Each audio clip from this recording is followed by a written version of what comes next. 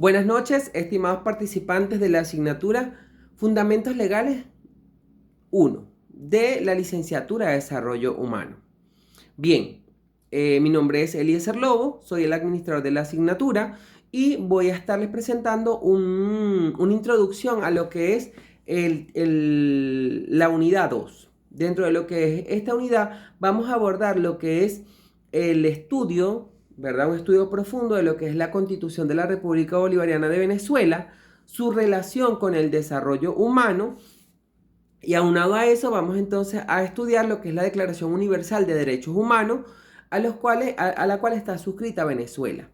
Allí vamos a buscar la integración entre la norma constitucional, Carta Magna, ubicada en la pirámide de Kelsen, que vimos en la primera unidad, en la cúspide de la pirámide, ¿verdad? Y dentro de esa cúspide están ubicados también en el mismo rango lo que son los tratados o acuerdos internacionales a los que suscriba Venezuela.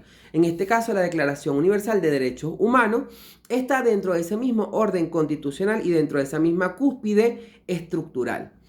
Allí es importante que comprendamos y que nos abramos a lo que es un estudio profundo tanto de los derechos humanos como de la Constitución de la República Bolivariana de Venezuela. Y ustedes, como licenciados en Desarrollo Humano de Formación, que ya son, puedan comprender desde su práctica el cómo se puede implementar o cómo se pueden gestionar y canalizar los derechos y garantías que consagra la Constitución Nacional.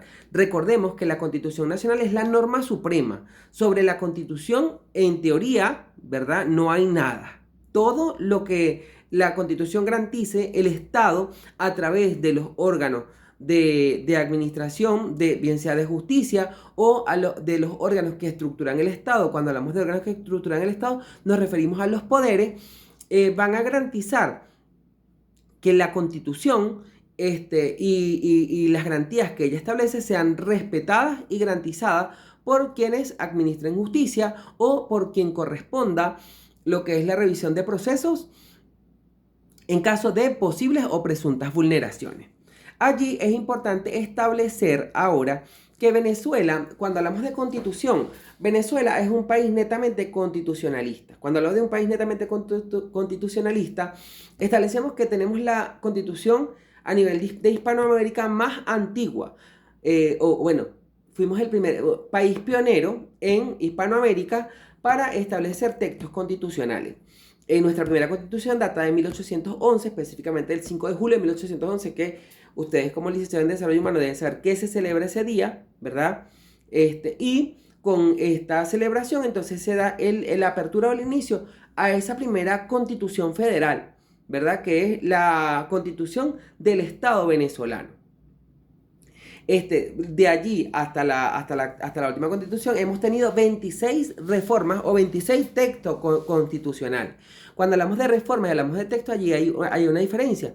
Y es que una cosa es reformar la constitución, ¿verdad? De construirla, y otra cosa es erradicarla y adaptarla a las necesidades propias de la nación. Es importante resaltar que si hablamos de historia y si ustedes se ponen a leer y a investigar sobre lo que es la historia constitucional, se van a encontrar con que la Constitución en muchos casos ha sido, digamos, manipulada o ha sido utilizada por determinados gobiernos para lo que es la ejecución del poder. Y hay gobiernos, por ejemplo, los gobiernos autoritarios o los gobiernos dictatoriales, pues tuvieron que, ir contra la constitución existente y adecuarla a las necesidades que ellos necesitaban para mantenerse en el poder.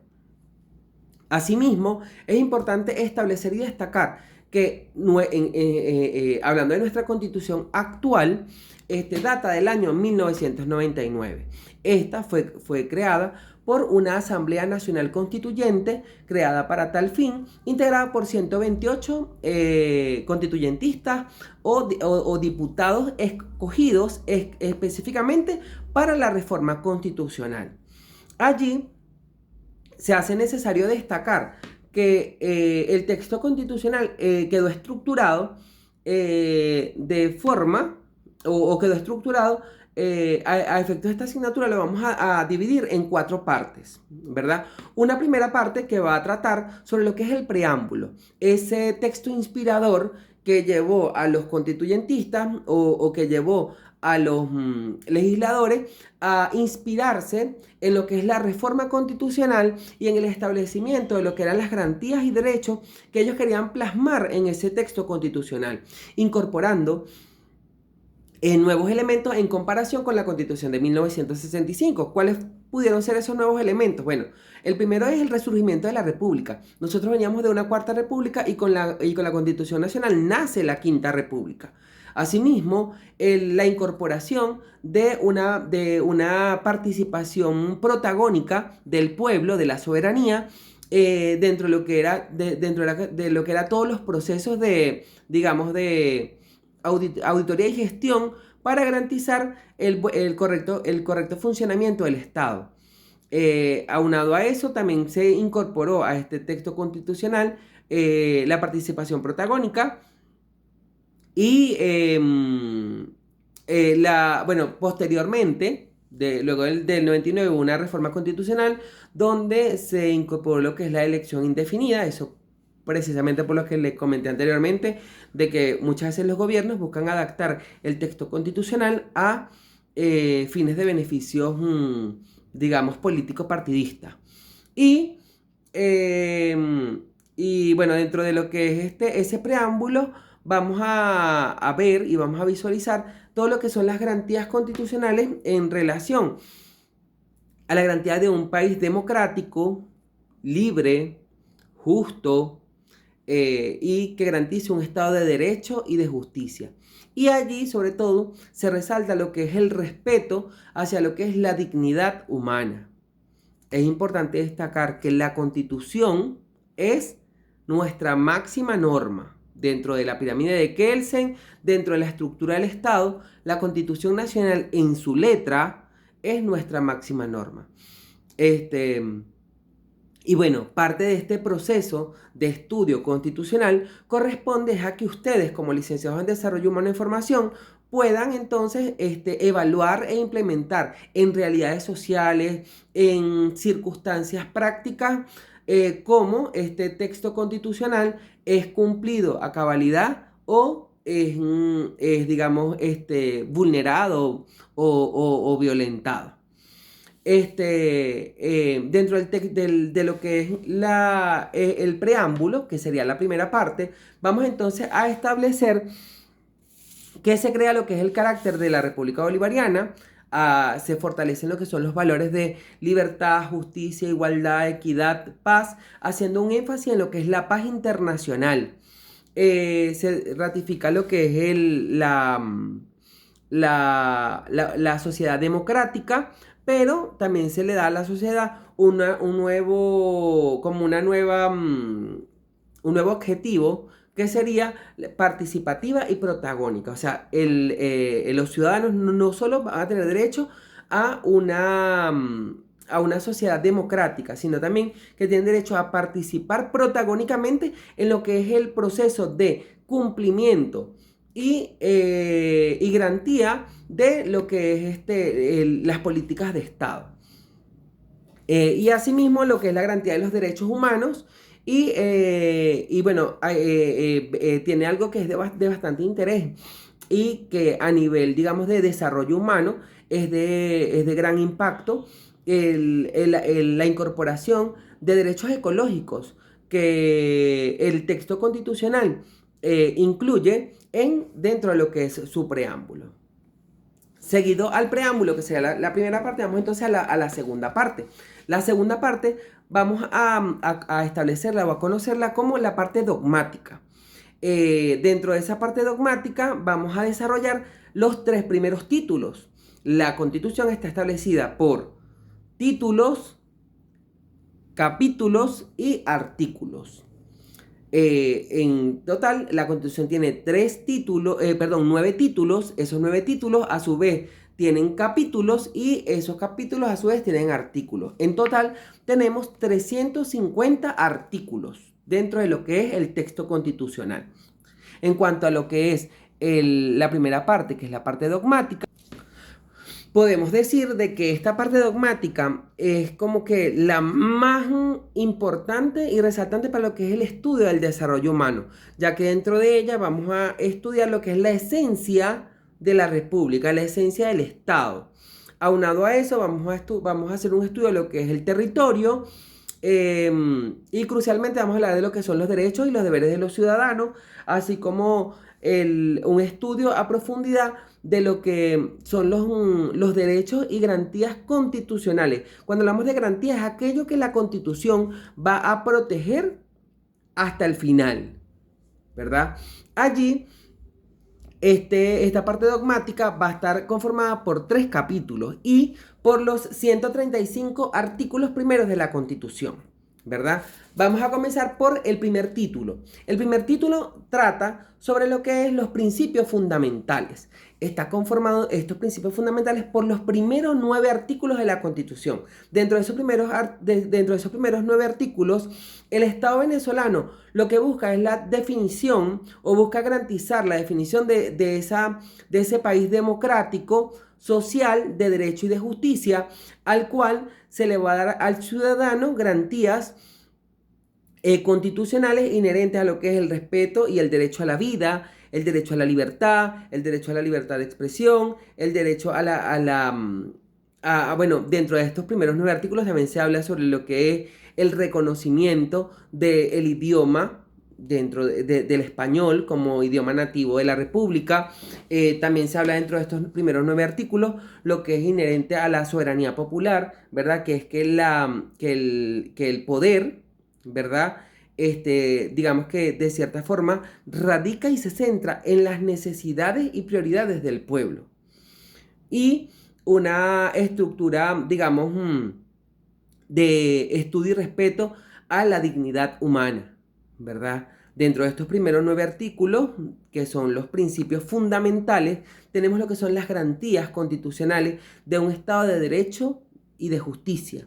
Cuando hablamos de Estado de Derecho y de Justicia, es un término, digamos que algo complejo, porque un Estado de Derecho y de Justicia es aquel que le va a permitir y le va a garantizar a sus ciudadanos acceder a los órganos de administración de justicia y encontrar dentro de ellos una sana administración. Seguidamente vamos a tener el título 2, que va a estar integrado por los artículos del 10 al 18. Dentro de este título 2 vamos a estudiar lo que es el espacio geográfico y la división política del país. Es decir, aquí vamos a estudiar lo que es el espacio geográfico de la nación, cómo está estructurado, todo lo que es digamos, la división política del país, y vamos a establecer lo que es, digamos, Venezuela se va a establecer como un territorio bajo un régimen federal descentralizado y con principios de integridad territorial, es decir, que se va a respetar, ¿verdad? La garantía de lo que es el territorio, es decir, no puede, digamos, el gobierno disponer de determinados recursos, determinadas, digamos, formas de la nación, vender un estado, vender una ciudad, etcétera, etcétera. Y el título 3, que es el que más nos va a interesar para el desarrollo de esta asignatura, trata sobre lo que son los derechos humanos, garantías y los deberes de los ciudadanos. Este está integrado desde el artículo 19 hasta el artículo 135 y en él se van a detallar entonces los derechos civiles, políticos, sociales, familiares, culturales, educativos, económicos y ambientales. Y va a ser como un énfasis o un respeto independiente a lo que son los derechos de nuestros pueblos indígenas. Enfatizando lo que es dentro de estos artículos, la protección del Estado a la familia, la protección a la salud, la protección a la educación, al trabajo y a todo lo que son los ejes de desarrollo humano que a efectos de la licenciatura son de gran importancia y de gran interés. ¿Por qué? Porque dentro de esto nosotros vamos a enfocar hacia lo que es el estudio de las capacidades humanas y el estudio o la garantía constitucional del desarrollo integral de esas capacidades humanas aunado a lo que es, digamos, el enfoque de la concepción y garantía de lo que es la dignidad humana. Dentro de lo que es este capítulo 3, vamos a abordar todo lo que tiene que ver con lo que es los derechos sociales, entendiendo la garantía y la protección a lo que es la maternidad, garantía y protección a lo que es la familia. El Estado venezolano reconoce el matrimonio entre un hombre y una mujer. Y allí nosotros nos vamos a ir al abordaje a lo que es ese libre desenvolvimiento de la personalidad, que es una garantía constitucional concebida en los principios fundamentales, esa libertad que tiene el individuo de desarrollarse, y entonces evaluar cómo es que no existen protección para las parejas homoparentales, por ejemplo. En este sentido, pues trata de estudiar a profundidad un poco todo lo que es aquello que, como el constituyentista, de cierta forma se enfocó mucho en lo que es el respeto, digamos, integral a lo que eran las concepciones previas o a lo que era la moral y pues, de cierta forma, estructuras paradigmáticas que influyen de forma directa en la construcción de cualquier norma. Y adaptaciones o adecuaciones que a través de nuestro máximo tribunal, el Tribunal Supremo de Justicia, en su sala constitucional, se ha hecho un estudio, abordaje y amplitud de estos reconocimientos y se ha buscado la forma de restablecer esos vacíos constitucionales donde no se, digamos, se garantiza, por ejemplo, está bien, bueno, no estamos respetando o reconociendo legislativamente el matrimonio igualitario, pero ¿qué hacemos con esos hijos, niños, niñas y adolescentes que forman parte de un núcleo de familia homoparental? Dos papás, dos mamás. Entonces, ese niño tiene derecho a crecer en una familia. Esa es la familia, la que le tocó. Y cuando digo la que le tocó, me refiero no a un, digamos, a un proceso de discriminatorio, sino por el contrario, al reconocimiento de la dignidad humana y de entender que independientemente de la naturaleza y de lo que esa persona haya decidido para su vida y para su sexualidad, es un ser humano y se debe respetar. Asimismo, dentro de lo que es la seguridad social, abordamos, por ejemplo, temas como el derecho a la dignidad del ser humano en edad adulta. Ahí nos podemos ir a lo que es el estudio a profundidad de qué forma el Estado venezolano garantiza a nuestros adultos mayores espacios de recreación, espacios de esparcimiento, espacios de acceso a la salud. Allí ustedes como licenciados en desarrollo humano pueden abordar un poco sobre las realidades, digamos, contrastar las realidades del país o las realidades de sectores específicos, en cuanto a lo que es digamos, el desarrollo garantía de calidad de vida, siendo la calidad de vida un elemento o un factor representativo o un indicador de dignidad humana.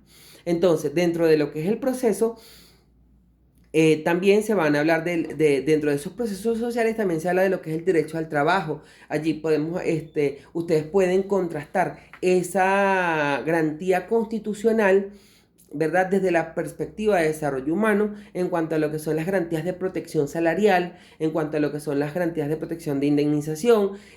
Posteriormente, pues seguimos dentro de lo que es esta misma estructura con derechos culturales y educativos. Y dentro de los derechos culturales y educativos, entonces nos vamos a lo que es el abordaje de las instituciones educativas, nos vamos al abordaje y estudio de lo que es la autonomía universitaria, nos vamos al abordaje y al estudio de lo que es la dotación o garantías de esa educación de calidad, de esos espacios idóneos para impartir clases a los que ustedes como estudiantes universitarios tienen derecho.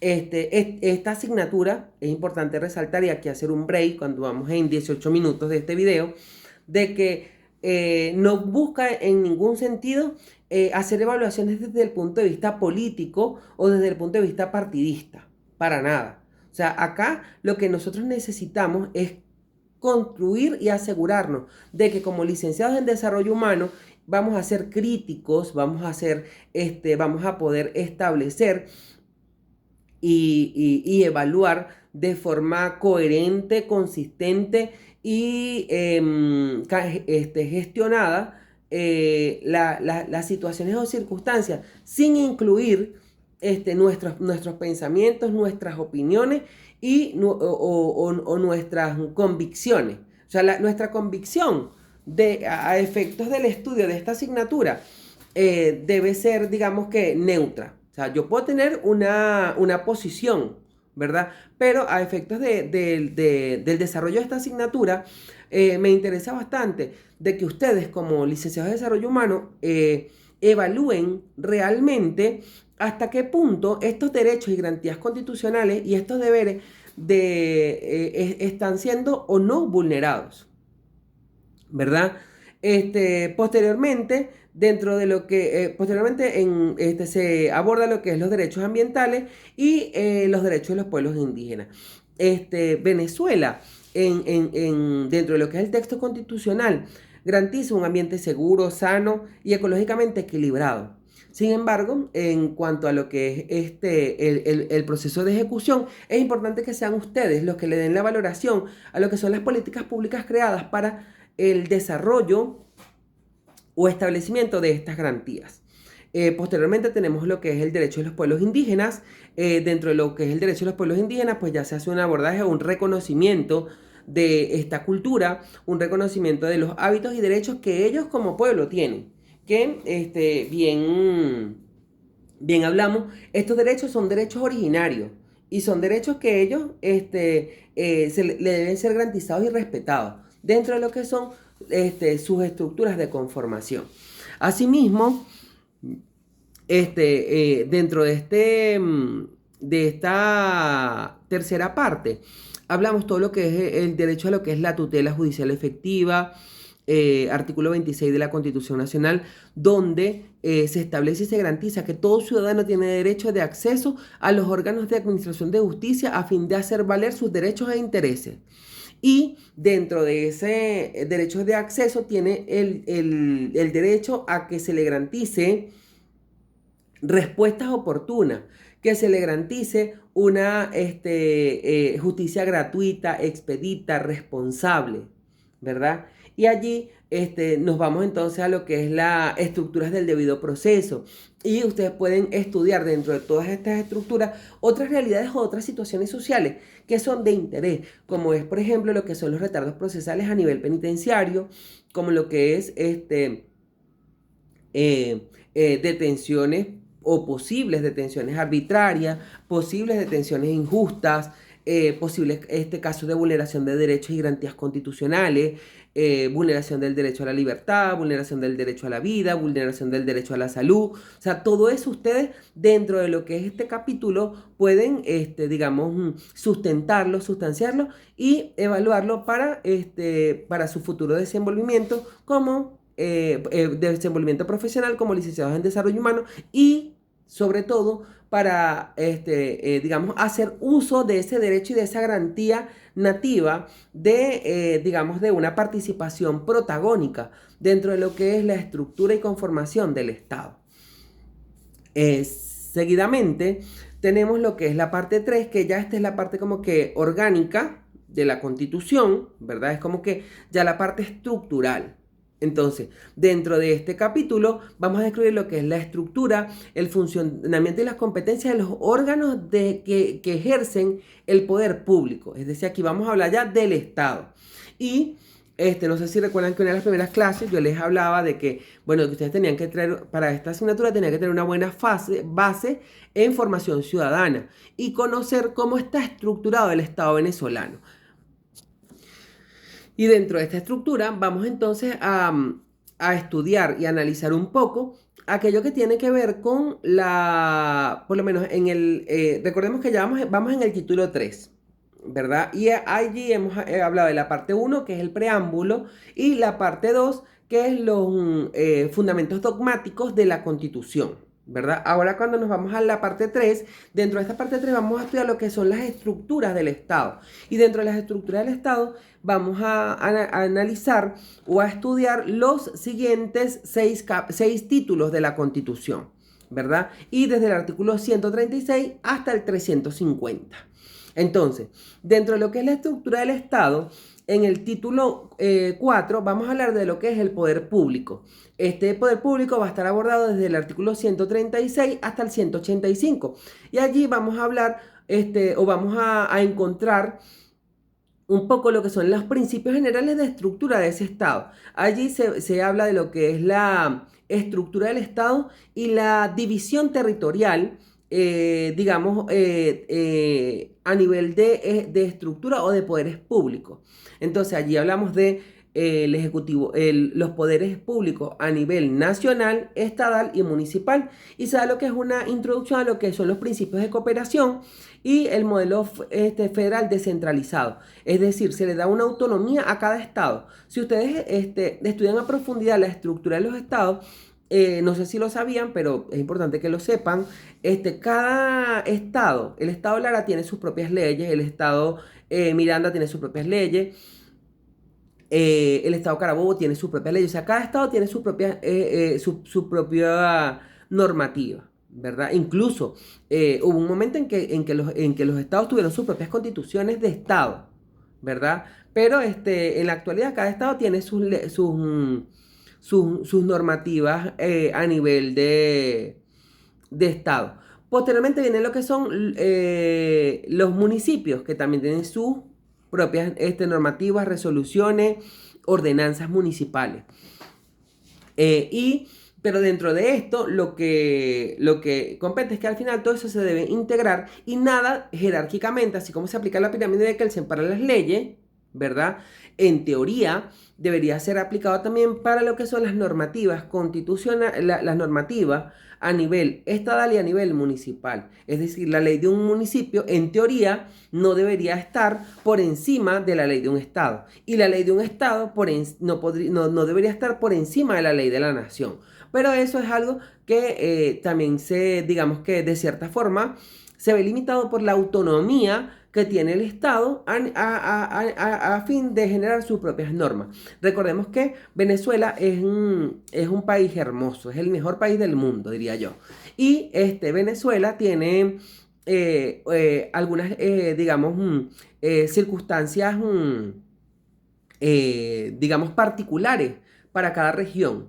O sea, no es lo mismo normar o legislar la conducta de los maracuchos que de los guaros, ni la conducta de los margariteños, por decir algo. O sea, cada estado, cada región tiene su propia costumbre, tiene a nivel económico tiene su propio desarrollo.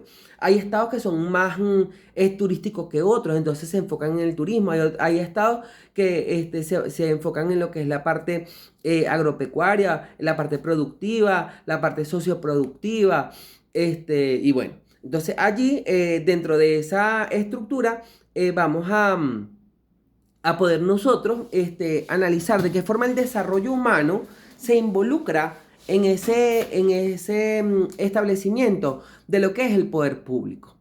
Seguidamente tenemos lo que es la Organización del Poder Público Nacional. Dentro de lo que es la Organización del Poder Público Nacional, lo cual está abordado desde el artículo 186 hasta el 298. Fíjense, son más de 100 artículos para eso, ¿verdad? Pero allí es la esencia, diría yo, de lo que es la estructura y la conformación del Estado.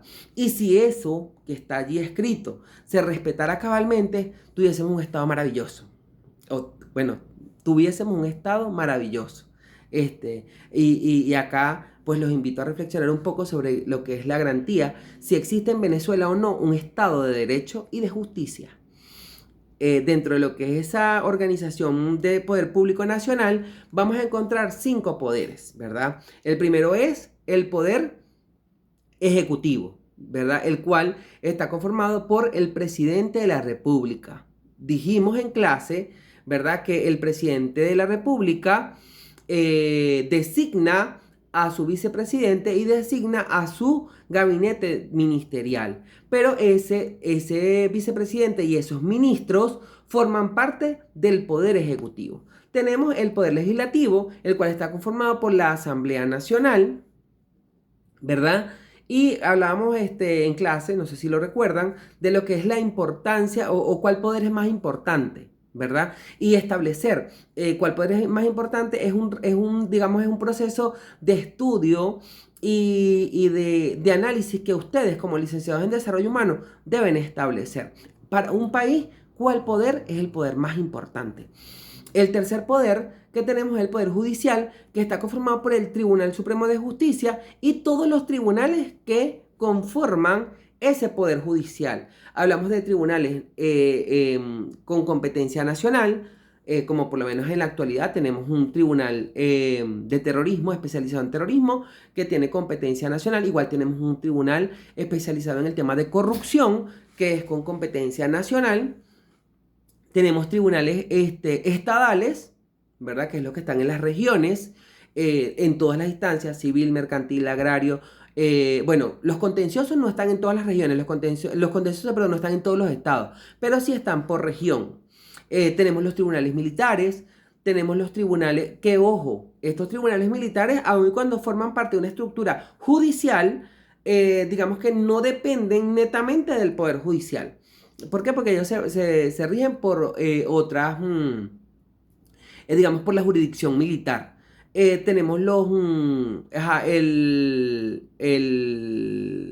tribunales municipales, que son los tribunales, digamos, a nivel de los municipios. Y en la actualidad, dentro de lo que es la estructura de ese Poder Judicial, pudiésemos incluso incorporar lo que son los jueces y juezas de paz, que son, digamos, tribunales o tribunales colegiados que se pudiesen conformar dentro de lo que son las comunidades. Seguidamente dijimos ejecutivo, legislativo y judicial. Eso los traemos desde la Constitución previa. Dentro de esta Constitución incorporamos el poder ciudadano y el poder electoral. El poder ciudadano está conformado por la Defensoría del Pueblo, el Ministerio Público y el Contralor General de la República, ¿verdad? Es importante establecer de que la Defensoría del Pueblo, el Defensor del Pueblo, el Fiscal General de la República y el Contralor son nombrados a nivel de la nación. Sin embargo, a nivel municipal, estatal, a nivel nacional, estatal y municipal, existen dependencias de esas instituciones, del Ministerio Público, de la Defensoría del Pueblo y de la Contraloría General de la República. O sea, cada estructura tiene a su vez esa representación de lo que es el poder ciudadano. Estas personas, ¿verdad? El Fiscal General de la República, el Contralor de la República y el Defensor del Pueblo son designados ¿por quién? Dijimos en clase que eran designados al igual que los magistrados del Tribunal Supremo de Justicia por un concurso de oposición, en teoría, y que ese concurso de oposición es presentado ante la Asamblea Nacional, y es la Asamblea Nacional quien designa a estas personas en función del perfil que se requiere para tales cargos, lo cual está establecido expresamente en nuestra Constitución Nacional. Cómo se nombra cada uno de ellos, cuáles son sus competencias, cuáles son sus, digamos, sus atribuciones y sus responsabilidades. Y por último tenemos entonces el poder electoral. El poder electoral está conformado por el Consejo Nacional Electoral, al igual que el poder ejecutivo, ¿verdad? Son 5 rectores que nombra la Asamblea Nacional a fin de que esté al frente de este poder electoral que busca como garantizar esa participación protagónica y la democracia del país a través de las elecciones transparentes y democráticas, donde se respeta la voluntad popular. Seguidamente, luego de este capítulo 5, ¿verdad? Está conformado del artículo 186 al 298. Dentro de esos artículos, al leerlos, van a encontrar todo lo que es las competencias, formas, atribuciones de cada uno de esos poderes, cuál es la responsabilidad de cada uno. Y lo importante, jóvenes, es que ustedes puedan visualizar de qué forma el desarrollo humano puede estar plasmado dentro de lo que son esas estructuras de organización del poder público. Seguidamente tenemos el título 6, perdón, y el título 6 viene entonces a hablar de lo que es el sistema socioeconómico. Este está integrado desde el artículo 299 al 321 y establece que el régimen económico del país se basa en lo que es el principio de justicia social, desarrollo integral, soberanía económica y la función del Banco Central, ¿verdad? Dentro de lo que es este sistema socioeconómico, es importante establecer y resaltar de que la justicia social, digamos, ha sido en mucho interpretada de forma ambigua o de diversas maneras, ¿verdad? No voy a decir que esta justicia social esté bien o esté mal interpretada. Eso corresponde a ustedes como licenciados en formación establecer de qué forma la justicia social que se plasma dentro de lo que es el texto constitucional es, digamos, viable, factible o aplicable a lo que son las realidades sociales y contextuales a nivel nacional, estatal, municipal, local, comunitario, entre otros. Seguidamente tenemos el capítulo 7 que habla de la seguridad de la nación, ¿verdad? Dentro de este capítulo 7, desarrollado por 10 artículos del 322 al 332, se define allí lo que es el concepto integral y la función de la Fuerza Armada Nacional Bolivariana, ¿verdad? El ministro de Defensa es nombrado ¿por quién? Por el presidente de la República. Es un cargo de libre nombramiento y remoción por el presidente de la República. Pero en este apartado establecemos y estudiamos lo que es la seguridad de la nación a través de el enfoque o las atribuciones de la Fuerza Armada Nacional Bolivariana. Posteriormente, en el título 8, tenemos lo que es la protección de la Constitución, ¿verdad? Que es del 333 al 339, donde hablamos de lo que es la supremacía constitucional, es decir, sobre la Constitución no hay nada, señores. Sobre la Constitución no debería haber nada en teoría.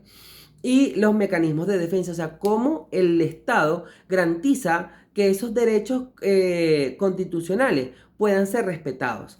Acá vamos entonces a lo que es las formas de aplicabilidad en caso de que se incumpla o se vulnere algún derecho de garantía constitucional que puede hacer el justiciable. Y allí entonces es donde pasamos a lo que es el estudio de lo que son los amparos y garantías, amparos constitucionales y lo que es el control constitucional del Tribunal Supremo de Justicia a través de los tribunales especializados. ¿Por qué? Porque no todo amparo es presentado directamente ante el Tribunal Supremo de Justicia. Los amparos constitucionales también pueden ser presentados ante tribunales de primera instancia o tribunales superiores, depende sobre quién recaiga la infracción. Y estos tribunales, cuando se constituyen para el estudio de la situación, pues van a ser tribunales especializados o tribunales con sede constitucional. Y bueno, y acá dentro de lo que es esta estructura, entonces cualquier ciudadano que considere que se le han vulnerado sus derechos y garantías constitucionales puede acceder a los órganos de administración de justicia a fin de buscar el restablecimiento de ello, con la interposición de amparos constitucionales, habeas corpus. Los habeas corpus es cuando se establecen detenciones ilegales o fuera de orden o que vulneren derechos y garantías constitucionales. Y por último, en el título 9, vamos entonces a hablar de lo que es la reforma constitucional, que es del 340 al 350, y aquí se establecen cuáles son los mecanismos para lo que es la modificación de la Constitución, la concepción de posibles enmiendas, reformas y el nombramiento o surgimiento de una nueva Asamblea Nacional Constituyente para la reforma total del texto constitucional. Cuando son reformas parciales, estas reformas siempre deben atender a lo que es un procedimiento. Ese procedimiento está dentro de esos últimos 10 artículos. Y por último, ¿verdad? Tenemos la cuarta parte, que es una parte bastante breve, pero que habla sobre lo que son las disposiciones derogatorias, disposiciones transitorias del texto constitucional y las normas temporales mientras se ponía en marcha lo que era la garantía constitucional, así como las disposiciones finales y la entrada en vigencia del texto constitucional. Bien, a efectos de esta asignatura es importante establecer de que ustedes como licenciados en desarrollo humano deben estudiar este texto constitucional de forma general, pero a su vez garantizar que el mismo esté, digamos, adecuado a evaluar desde la práctica de lo que es el respeto a la dignidad humana. Acá, a efectos de esta primera evaluación, se les presentará un instrumento, ¿verdad? Se les presentará una estrategia. Esa estrategia va a ser abordada, como este video va a ser para las dos secciones, entonces esa estrategia va a ser abordada con una práctica que consiste precisamente en que ustedes analicen el texto constitucional y puedan evidenciar o evaluar situaciones prácticas en algunos casos donde ustedes consideren que, digamos, no se cumplió a cabalidad lo que garantiza la Constitución. Es importante que como estudiantes de desarrollo humano se den en este momento la oportunidad de leer en su totalidad el texto constitucional. No les voy a pedir que ustedes memoricen los artículos, no les voy a pedir que se aprendan la Constitución de memoria, pero sí es importante que lean el texto constitucional y evalúen ese texto desde una perspectiva, digamos, holística o práctica, adaptada a lo que es su experiencia como licenciado en formación y lo que usted cree que de cierta forma en la actualidad está siendo vulnerado o sesgado. Voy a finalizar indicándoles que la instrucción para cada sección será hecha o será explicada en un video paralelo, en el cual voy a especificar en qué consiste la actividad y qué es lo que en sí se les va a solicitar para el desarrollo de este primer eje temático que trata sobre lo que es la estructura del texto constitucional. Que tengan una excelente noche y no tengan pena, no tengan duda en cualquier cosa que a ustedes les haya causado ruido o o al momento de leer les cause alguna duda, plantéenla por el grupo de WhatsApp. Siempre estoy dispuesto a responder lo que corresponda. Que tengan buenas noches y éxitos. A estudiar.